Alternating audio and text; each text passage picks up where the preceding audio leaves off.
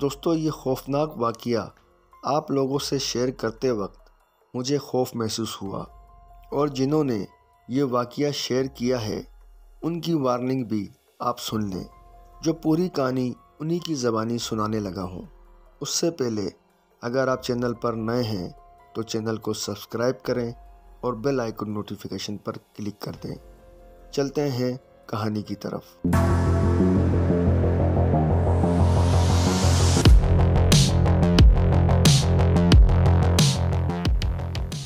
اس واقعے کو سنانے سے پہلے ایک عجیب بات سنیں۔ آج صبح جب میں نے یہ واقعہ شیئر کرنا چاہا تو اچانک میرے لیپ ٹاپ کی ونڈو بند ہو گئی اور جو کچھ میں نے لکھا تھا وہ سب ڈیلیٹ ہو گیا۔ جو کہ یہ سچا واقعہ ہے تو میں آپ سب سے پہلے گزارش کروں گا کہ اس کو سننے سے پہلے آپ لوگ ایک بار آیت الکرسی پڑھ لیں، کیونکہ وہ نہیں چاہتا کہ میں یہ سب بتاؤں۔ بہرحال میں نے بھی آیت الکرسی پڑھ کر حصار باندھ لیا ہے تاکہ اب کی بار وہ شرارت نہ کر سکے۔ یہ اس وقت کی بات ہے جب میری شارجہ میں نئی جاب لگی تھی۔ میں وہاں شفٹ ہوتے ہی گھر ڈھونڈ رہا تھا۔ ایسے میں مجھے ایک فلیٹ ملا جو تقریباً بالکل نیا تھا۔ یہ 2 بیڈ روم فلیٹ تھا جو بالکل نئی بلڈنگ میں تھا۔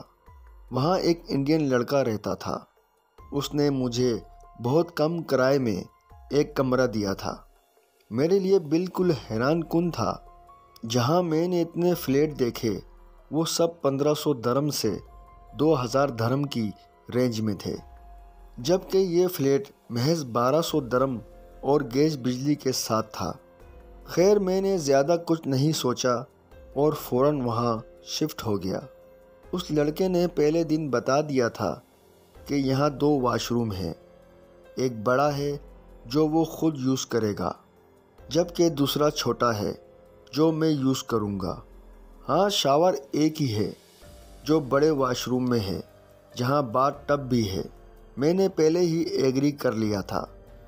میں پہلی رات کافی تھک گیا تھا شفٹنگ کی وجہ سے، تو شاور لے کر میں نے لائٹ آف کی، کمرہ لاک کیا اور لیٹ گیا اور فوراً ہی سو گیا۔ مگر پھر اچانک تقریباً 3 پونے 3 بجے میری آنکھ کھلی تو دیکھا سامنے دیوار کے ساتھ کوئی بیٹھا ہے۔ وہ کوئی 3 سال کے بچے جتنا تھا، جیسے کوئی بچہ، مگر اس کے چہرے پر کوئی تاثرات نہیں تھے۔ وہ میری جانب دیکھ رہا تھا۔ مجھے لگا وہم ہے۔ میں نے آنکھیں کھول کر دیکھا تو وہ بدستور سامنے بیٹھا مجھے گھور رہا تھا۔ میں نے آنکھیں ملیں کیونکہ مجھے یقین نہیں آ رہا تھا کہ یہ سچ میں کوئی ہے۔ مجھے اپنا وہم لگ رہا تھا۔ ہاں، نیند میں ضرور ایسا لگا تھا جیسے کوئی مجھے گھور رہا ہے۔ جبھی میری فوراً آنکھ کھل گئی جب مجھے احساس ہوا کہ یہ وہم نہیں، میرا گمان نہیں، بلکہ اصل میں کوئی ہے، تو میں نے اپنا تکیہ اس کی طرف پھینک دیا جو سیدھا نشانے پر لگا، مگر وہ وہاں سے غائب ہو چکا تھا، سو اس کو نہیں لگا تھا۔ میں نے اٹھ کر لائٹ آن کی کیونکہ نیند تو اس نے اڑا دی تھی۔ سوچا اب اٹھ گیا ہوں تو تہجد پڑھ لوں۔ خیر صبح آفس میں لگا رہا، کچھ یاد نہیں رہا۔ گھر آ کر بھی امی بابا کے ساتھ اسکائپ پر بات کی اور بات آئی گئی ہو گئی۔ رات سونے لیٹ گیا تو پھر وہی ہوا۔ میں نے دیکھا کہ وہ سامنے دیوار سے باہر آیا اور اس کے ہاتھ میری طرف بڑھنے لگے، یہاں تک میرے گلے تک آ گئے۔ جیسے ہی وہ میرا گلا پکڑتا میری آنکھ کھل گئی۔ حالانکہ اے سی آن تھا، پھر بھی میں پسینے میں شرابور تھا۔ میں نے سامنے دیکھا وہ بدستور مجھے دیکھ رہا تھا۔ گھڑی میں وہی 3 پونے 3 کا ٹائم ہو رہا تھا۔ میں نے اس کی جانب پھر تکیہ پھینکا، وہ پھر غائب ہو گیا۔ میری نیند پھر سے غائب تھی۔ خیر میں نے اٹھ کر تہجد پڑھ لی۔ اگلے دن میں آفس میں سوچتا رہا یہ کیا ماجرا ہے؟ کیا میرے روم میٹ کو پتہ تھا اس بارے میں یا وہ انجان تھا؟ میرا روم میٹ ویسے بھی کم ہی رہتا تھا فلیٹ میں۔ وہ ہر جمعرات کی شام دبئی جاتا، جہاں جم کر پارٹی کرتا اور ہفتے کی شام واپس آتا، تو میں یوں ان دنوں اکیلا ہی رہتا۔ خیر تیسری رات بھی امی بابا کے ساتھ اسکائپ کیا اور کافی لیٹ سونے لیٹا تو وہی میرے خواب میں آیا۔ اب کی بار وہ میرے سینے پر بیٹھا ہوا میرا گلا دبا رہا تھا، یہاں تک کہ مجھے لگا جیسے میری جان ہی نکل جائے گی۔ ایک بات جو میں نے نوٹ کی وہ یہ تھی، اس کا چہرہ سپاٹ رہتا، یعنی کوئی ایکسپریشن نہیں ہوتے تھے۔ میرے منہ سے کلمہ نہیں نکل رہا تھا۔ میں نے بہت کوشش کی مگر آیت الکرسی بھی نہیں نکلی۔ مجھے لگا شاید اب میں گیا، مر جاؤں گا اس کے ہاتھوں، پر اچانک میرے منہ سے کلمہ جاری ہو گیا اور میری آنکھ کھل گئی۔ میں نے دیکھا اسے دیوار میں جاتے ہوئے۔ اب کی بار میں سمجھ گیا کہ یہ کوئی شیطانی روح ہے اور یہ بار بار حملہ کر رہا ہے اور ہر بار حملے میں آگے بڑھتا جا رہا ہے۔ اب مجھے اس کو سنجیدگی سے لینا چاہیے۔ میں نے اٹھ کر تہجد پڑھی اور اللہ سے دعا کی کہ مجھے اس شیطان پر غالب کر دے، کیونکہ خیر ہو یا شر سب کا خالق اللہ ہی ہے۔ آج کی رات میں پوری تیاری سے تھا۔ میں نے سورہ بقرہ کی پہلی 4 آیت پڑھی، پھر آیت الکرسی پڑھی اور اس کے بعد 2 آیات اور پھر سورہ بقرہ کی آخری آیت، اور کمرے کا حصار بنا کر سو گیا۔ جب آنکھ کھلی تو صبح کی اذان ہو رہی تھی، یعنی آج رات کچھ نہیں ہوا۔ اللہ کا شکر ادا کیا اور پھر آفس چلا گیا، اور سمجھیں 1 ہفتہ ہو گیا۔ روز کا معمول تھا، میں حصار باندھتا اور سو جاتا۔ مجھے پتہ تھا اس وظیفے پر شیطان نہیں ٹک سکتا۔ آفس سے آیا تو روم میٹ نے بلایا۔ اس کے پاس گیا تو اس کی طبیعت کافی خراب لگ رہی تھی۔ اس نے بتایا اس کو بخار ہے۔ میں نے اس کو دوائی کا پوچھا۔ کہنے لگا رات اتنی آوازیں دی تم نے جواب نہیں دیا۔ میں نے کہا مجھے کوئی آواز نہیں آئی۔ کہنے لگا رات کوئی اس کے کمرے میں آیا اور اس کا گلا دبا رہا تھا۔ میں نے نقشہ کھینچا تو وہ وہی تھا، یعنی اس شیطانی روح نے برابر کے کمرے میں حملہ کر دیا تھا۔ میرے روم میٹ نے پوچھا تمہیں یہ سب کیسے پتہ؟ تو میں نے کہا مجھ پر بھی حملے ہو چکے ہیں۔ وہ کہنے لگا کہ میرا روز ہر رات آ کر گلا دباتا ہے۔ مجھے بہت ڈر لگنے لگا ہے۔ کیا میں تمہارے کمرے میں سو سکتا ہوں؟ میں نے کہا بھائی آپ پریشان نہ ہوں، غم نہ کریں، اللہ بڑا کارساز ہے، میں کچھ کرتا ہوں، آپ اپنا خیال رکھیں اور دوائی لیں وقت پر۔ میں نے رات حصار باندھا تو روم میٹ کا روم بھی حصار میں لے لیا۔ اس نے صبح بتایا آج پہلی رات ہے ہفتوں میں جب اس نے گلا نہیں دبایا۔ میں نے کہا بھائی اللہ کا شکر ادا کریں اور 2 نفل پڑھ کر اللہ کی بارگاہ میں سجدہ کریں کہ اللہ نے ہمیں اس شیطان سے نجات دے دی۔ جمعرات کی شام میرا روم میٹ دبئی چلا گیا۔ میں جمعے کی صبح اکیلا تھا۔ شاور لینے گیا تو شاور لیتے وقت دروازے پر دستک ہوئی۔ مجھے لگا جیسے میرا روم میٹ ہے، مگر میں نے سوچا وہ تو دبئی گیا ہوا ہے۔ سوچا شاید آ گیا ہوگا، مگر پھر خیال آیا کہ وہ اندر کیسے آ سکتا ہے۔ باہر کے مین دروازے کی چٹخنی لگی ہوئی تھی، پھر دستک ہوئی اور پھر دستک ہوئی، جیسے کوئی اندر آنا چاہ رہا ہو۔ مجھ سے رہا نہیں گیا۔ میں نے کہا بھائی کیا آپ ہو؟ آپ آ گئے ہو کیا؟ یہ میری سب سے بڑی غلطی تھی۔ میں باتھ روم میں تھا۔ باتھ روم ناپاک جگہ ہوتی ہے۔ میں برینہ حالت میں تھا، یعنی کلام اللہ سے دور۔ جب میں نے اس کو جو بھی باہر تھا مخاطب کیا تو میرا اس کا رابطہ ہو گیا۔ یاد رکھیں، شیطان، جنات، بدرو یا آصف سے رابطہ اس وقت کریں جب آپ پاک صاف ہوں اور آپ کلام الہی تک پہنچ سکتے ہوں۔ اب تو جو ہونا تھا ہو چکا تھا، وہ اندر آ گیا، مگر یہ کیا، وہ مجھے نظر نہیں آ رہا تھا۔ اچانک مجھے لگا جیسے میرے کندھے پر کوئی ہزار کلو کا وزن آ گیا ہو۔ میں گرنے لگا۔ میں جا کر کموڈ پر بیٹھ گیا۔ یہ میری اور بھی بڑی غلطی تھی۔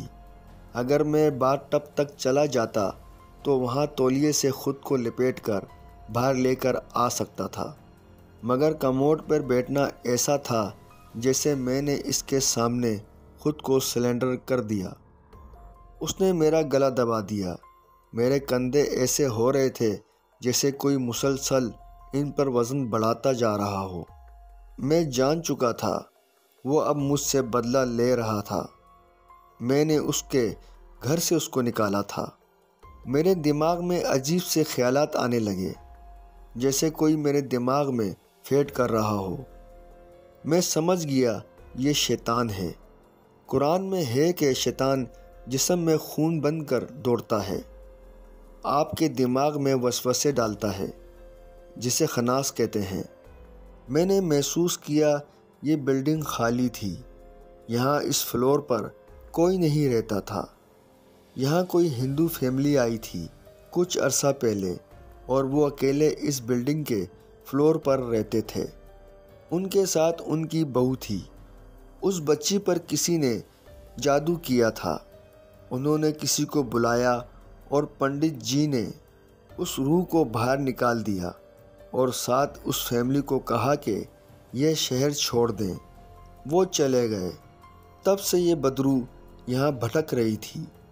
مجھے لگا جیسے یہ فلیٹ میرے روم میٹ کا نہیں بلکہ اس کے کسی رشتہ دار کا ہے، اور اس نے یہ فلیٹ سستا کرائے پر لیا۔ مگر وہ میاں بیوی بھی اس کے شکار ہو گئے اور فلیٹ چھوڑ دیا۔ چونکہ ان کا کرایہ باقی تھا تو وہ فلیٹ انہوں نے میرے روم میٹ کو دے دیا، اور اس پر حملے شروع ہوئے تو وہ دبئی بھاگ جاتا، اور ساتھ اس نے اشتہار دیا، میں غریب اس جنگل میں پھنس گیا کہ سستا فلیٹ ہے۔ اور اس شیطان کے بارے میں میرا روم میٹ پہلے سے جانتا تھا، اور اس نے میرے روم میٹ کو بیمار کر دیا۔ اس کو پائلز یعنی بواسیر ہو گئی ہے، کیونکہ یہ بدرو جب مری تھی تو اس کو بھی یہ بیماری تھی، اور اب میرا نمبر تھا، کیونکہ میں اس کے شکنجے میں تھا۔ اچانک میری جیسے آنکھ کھلی۔ مجھے لگا جیسے میرے دماغ میں یہ سب باتیں فیٹ کی گئی ہوں۔ ماضی، حال اور مستقبل کی باتیں مجھے سجائی دی جا رہی تھیں۔ میں سمجھ گیا یہ شیطان مجھ پر داؤ چلا رہا ہے۔ میں نہیں جانتا کتنا سچ اور کتنا اس نے میرے دماغ میں جھوٹ ڈالا تھا، مگر میں اب بھی اس کے چنگل میں تھا، اور میرا گلا اس کے ہاتھوں میں۔ میری ٹانگوں سے جیسے جان نکلی جا رہی ہو۔ تب ہی مجھ سے نہ رہا گیا۔ میری آنکھ سے آنسو نکلے کہ اے اللہ، میں کچھ بھی ہوں، تیرا بندہ، تیری مخلوق ہوں، تیرا کلمہ پڑھتا ہوں، تیری عبادت کی، کسی غیر اللہ کو نہیں پکارا۔ آج میں اس شیطان کے چنگل میں ہوں۔ یہ شیطان مجھ پر حملہ آور ہے۔ ہو سکتا ہے میں مر جاؤں۔ کیا یہ ممکن ہے کہ تیری عبادت کرنے والا مسلمان تجھے پکارے اور شیطان کے ہاتھوں مر جائے، وہ بھی اتنی گندی موت، باتھ روم میں، برینہ حالت میں، وہ بھی ایک بدرو کے ہاتھ؟ کل اس شیطان کا حوصلہ کتنا بلند ہوگا۔ دنیا میں بڑے آدمی بھی اپنے بندے صرف اس لیے چھڑا لیتے ہیں کہ ان کا نام نہ خراب ہو۔ تو پھر رب کائنات ہے، تو لازوال ہے، تو غالب ہے، میں مغلوب ہوں، میری مدد کر، میری مدد کر۔ پتہ نہیں کتنی دیر میں اور کیا کیا کہتا رہا، روتا رہا۔ اچانک دروازہ کھلا، مجھے ٹھنڈی ہوا لگی، ظاہر ہے اے سی آن تھے۔ میں نے جلدی سے تولیہ لیا، باہر آیا، چینج کیا، ٹائم دیکھا تو شام کے 5 بج رہے تھے، یعنی میں صبح 11 بجے سے باتھ روم میں اس کا شکار ہو رہا تھا۔ میری جمعے کی نماز بھی اس شیطان کی وجہ سے نکل گئی تھی۔ میرے پورے بدن میں درد تھا، مجھے بہت تیز بخار تھا، میری ہمت نہیں تھی باہر جا سکتا، میں سو گیا۔ رات 10 بجے اٹھا، روم میٹ نہیں آیا تھا۔ مرتے مرتے نیچے گیا، 2 پیناڈول، چائے اور بسکٹ لے کر آیا، دوائی کھا کر چائے پی کر میں سو گیا۔ رات خواب دیکھا، میں حضرت نظام الدین اولیاء رحمت اللہ علیہ کے مزار پر ہوں، وضو کرنا چاہ رہا ہوں مگر مجھ سے وضو نہیں ہو رہا، جیسے میں وضو کرنا بھول گیا ہوں۔ اچانک ایک بزرگ آئے، انہوں نے کہا پہلے کلی کرو۔ میں نے پانی منہ میں لیا اور کلی کی، مگر یہ کیا، کلی کے ساتھ سفید رنگ کا عجیب سا مادہ نکل رہا تھا میرے منہ سے، جیسے کوئی اسپگیٹی ہو، مگر وہ کیڑے جیسے تھے۔ یہاں تک کہ میں نے بہت الٹیاں کی۔ وہ بزرگ کہتے رہے شاباش، اور کرو اور کرو۔ پھر میرا پیٹ صاف ہو گیا اور جیسے میری آنکھ کھل گئی، نہ بخار تھا نہ کمزوری۔ میں نے اٹھ کر تہجد پڑھی، اللہ کے حضور رو رو کر شکر ادا کیا کہ اس نے میری سنی اور مدد بھیجی۔ ہم چاہیں کتنے گناہ کریں، اللہ ہماری پکار پر لبیک کہتا ہے، ہماری دانستہ اور غیر دانستہ غلطیوں کو معاف کرتا ہے۔ دوستو، نماز پڑھو۔ نماز آپ کے اور اللہ کے درمیان رستہ ہے۔ جیسے میں آپ لوگوں سے اس چینل کے توسل سے آپ لوگوں سے رابطے میں ہوں، ایسے ہی ہم اللہ سے نماز کے توسل سے اس کے ساتھ رابطے میں رہتے ہیں۔ میری نماز کی طاقت نے مجھے اللہ کی رحمت کے سائے تلے رکھا، ورنہ میں نے جو بیوقوفی کی تھی اس کی سزا صرف موت تھی، بہت گندی موت۔ ہفتے کی شام میری روم میٹ کے ساتھ بات چیت ہوئی۔ میں نے اسے کچھ نہیں بتایا کہ مجھ پر کیا بیتی، کیونکہ وہ غریب میرے آسرے پر سکون سے سو رہا تھا، ورنہ اس کو لگتا اگر میرا یہ حال ہوا تو اس کا کیا حال ہوگا۔ فائدہ نہیں تھا اس کو پریشان کر کے۔ ہاں، مگر میں نے اس سے پوچھا کیا یہ فلیٹ تمہارے نام کے بجائے تمہارے کسی رشتہ دار کے نام پر ہے؟ اس کا منہ کھلا رہ گیا، کہنے لگا تمہیں کیسے پتہ؟ میں نے کہا پلیز سچ بتاؤ۔ اس نے کہا ہاں یار، یہ میری خالہ زاد بھائی بھابھی نے کرائے پر لیا تھا، پھر کچھ عرصے بعد یہ فلیٹ مجھے دے دیا اور خود کہیں شفٹ ہو گئے۔ میں نے کہا کیا تم جانتے ہو یہ فلیٹ میں کوئی آسیب ہے؟ کہنے لگا سچ بتاؤں، جب میں نیا نیا آیا تو تب ضرور یہاں خوف آتا تھا۔ میں نے سوچا ایک کمرہ کرائے پر دے دوں تو یہ خوف چلا جائے گا۔ مجھے لگا یہ میرا وہم ہے۔